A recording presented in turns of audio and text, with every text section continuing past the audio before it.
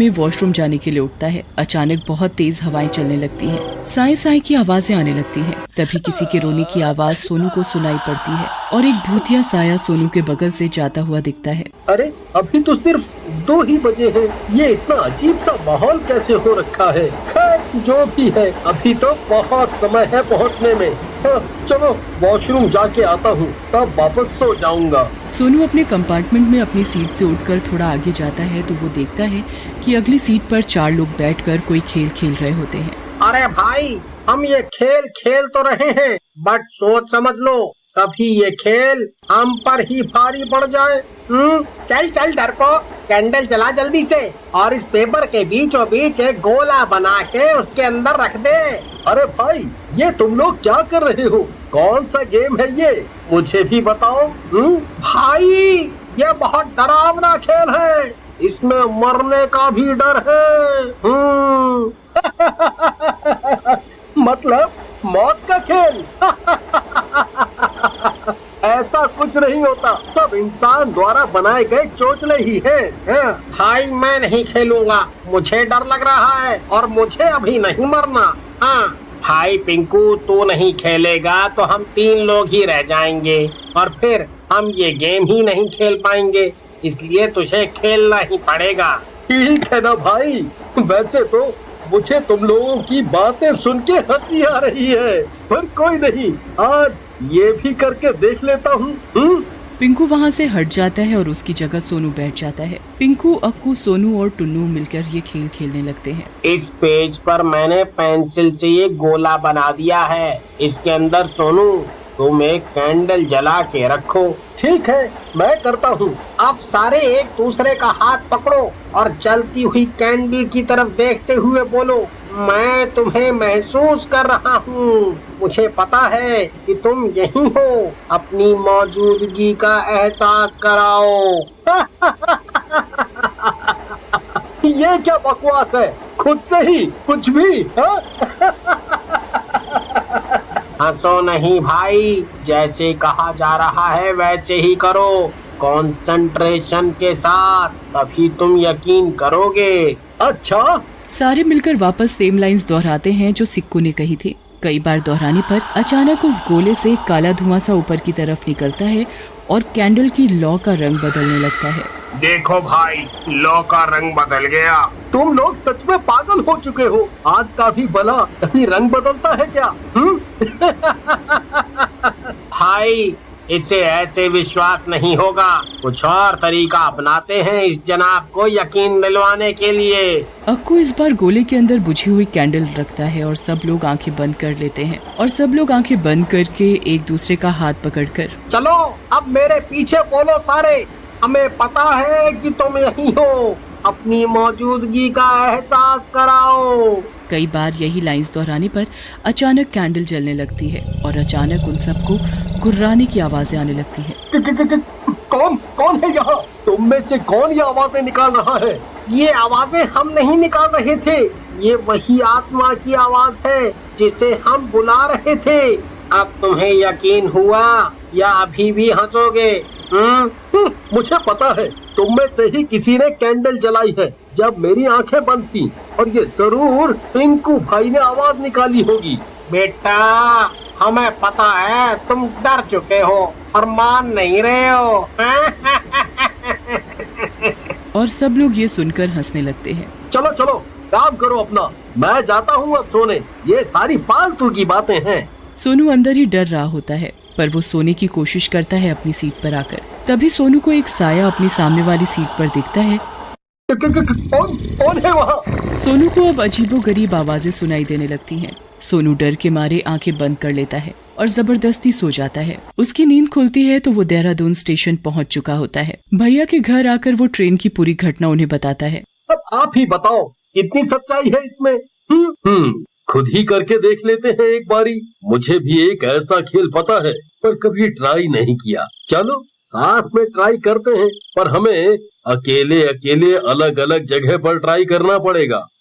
रात होते ही भैया के कहने पर सोनू बाथरूम में एक कैंडल लेकर अकेले जाता है और शीशे के सामने खड़ा हो जाता है। मुझे पता है, तुम्हारी मौत कैसे हुई थी? आओ आके मुझे अपनी पूरी कहानी बताओ। ओ माशिरो, मुझे पता है तुम्हारी मौत दर्दनाक तरीके से हुई थी। आओ मेरे सामने आओ। तभी अचानक शीशे में एक जला हुआ डरावना चेहरा नजर आता है। सोनू वो चेहरा देखकर डर जाता है, पर हिम्मत बांधकर रिचुअल पूरा करने लगा। आओ मेरे सामने आओ और अपनी मौजूदगी का एहसास दो। तभी वो ओमाशीरो का भूत शीशे में से ही फूंक मारकर कैंडल बुझा देता है। तभी बाथरूम की लाइट भी फ्लिकर करने लगती है। अरे ये क्या होने लगा? ओमाशीरो, ये सब तुम कर रहे हो क्या? तुम कर रहे हो? तभी ओमाशीरो का भूत जोर जोर से हंसने लगता है और अपने आप बाथटब का पानी चलने लगता है। धीरे धीरे बाथटब में पानी ऊपर तक भरने लगता है। तभी सोनू को महसूस होता है कि बाथटब में कोई अंदर नहा रहा है। ओमाशीरो, क्या तुम हो अंदर? तभी सोनू को पीछे से एक धक्का लगता है और वो सीधा बाथटब में जा गिरता है। गिरते ही उसे फील होता है कि वो किसी के ऊपर गिरा है। ओमाशीरो, मुझे पता है कि ये तुम हो। मुझसे बात करो, बताओ क्या हुआ था, पूरी कहानी बताओ। बाहर से तभी सोनू के भैया की आवाज आती है। क्या सब ठीक है अंदर? फिर भैया दूसरा रिचुअल करने के लिए एक बहुत पुरानी अलमारी में माचिस की तीली लेकर घुस जाता है। अब मैं अंदर से अलमारी का दरवाजा बंद कर लेता हूँ। कोई है मेरे पीछे? मुझे पता है तुम अंधेरी दुनिया से आए हो। क्या तुम यहीं हो? तभी भैया के पीछे से रोने की आवाज आने लगती है और भैया के कंधे पर एक नीला हाथ रखता है कोई। भैया के पसीने छूटने लगते हैं। हिम्मत करके भैया उस भूत से पूछता है, तुम इस दुनिया में कब से हो? मैं सालों से इसी दुनिया में हूँ। मैं अब इंसानों की दुनिया में आना चाहता हूँ। तुम मुझे भी अपने साथ इस अलमारी से बाहर ले चलो।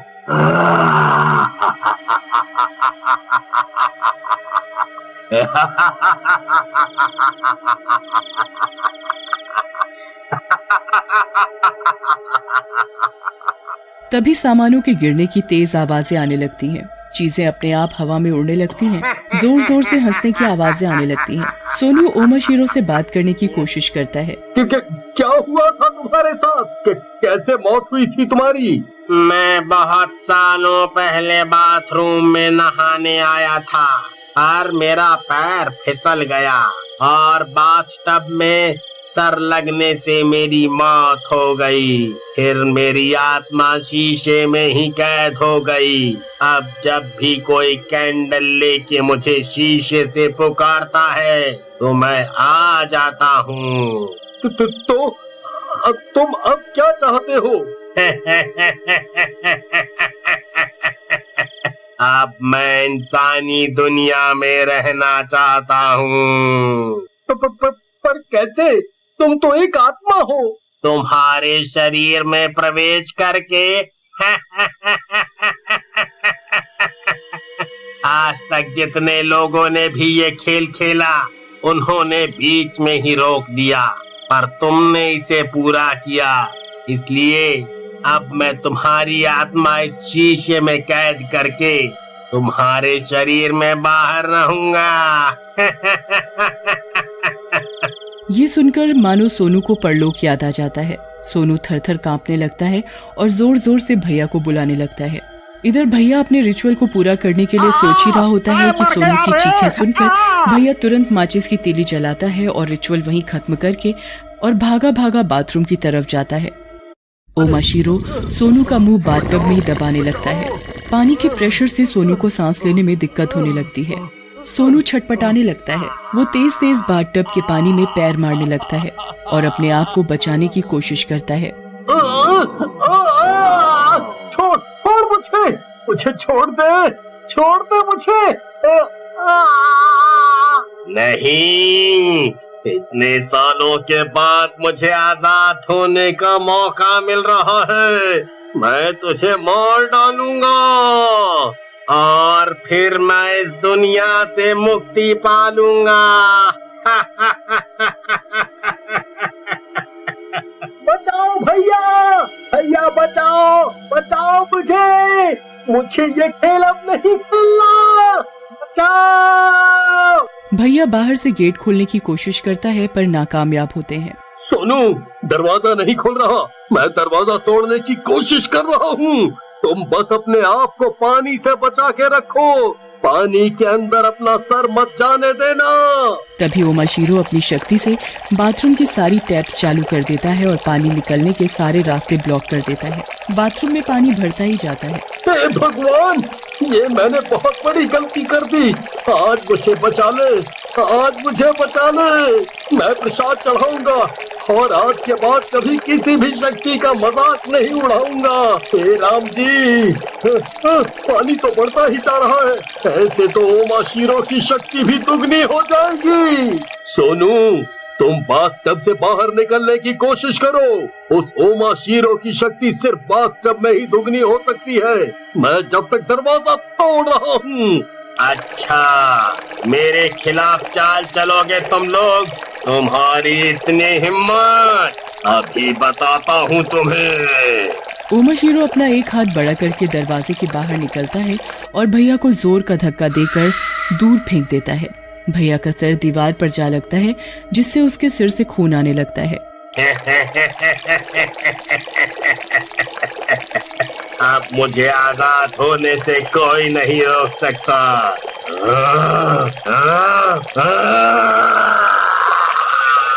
अब मैं क्या करूं? कैसे ये खेल रोकूं?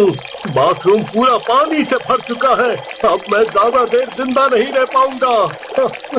4 बजने से पहले मुझे किसी भी हालत में इसे शीशे में कैद करना होगा, वरना ये बाहर आकर के त्राही मचा देगा। ओमाशीरो की शक्तियाँ सिर्फ बाथरूम तक ही सीमित हैं। इसी का फायदा मुझे उठाना पड़ेगा। इधर भैया भी हिम्मत करके उठ जाता है और हथौड़े से बाथरूम का गेट तोड़ देता है, जिससे बाथरूम का सारा पानी बाहर आ जाता है। फिर सोनू वापस कैंडल जलाकर शीशे पर रखकर कहता है, ओमाशीरो, तुम अब शीशे में जाने वाले हो। मुझे पता है, अब तुम शीशे में वापस कैद होने वाले हो। नहीं, मुझे वापस कैद नहीं होना। मुझे कमांड नहीं दो वापस जाने का। तुम्हें जाना ही होगा। जाओ,